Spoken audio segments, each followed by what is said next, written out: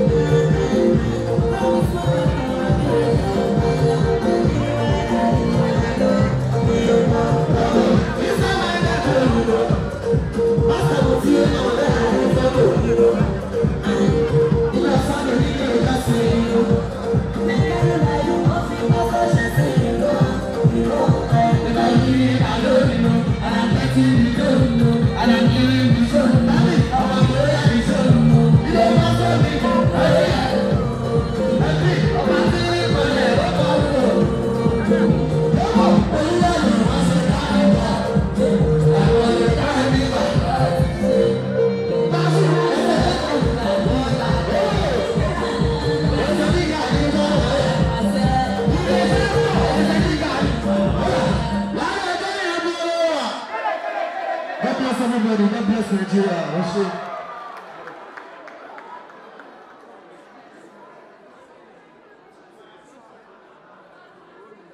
Thank you so much for watching our videos, and importantly, you need to subscribe because we drop videos almost every day. And how to subscribe? There's a circle here written Gua TV. Click on it, you see a subscribe button. Click on the subscribe button. That's so. And if you have a big show coming up, any event, you can call us.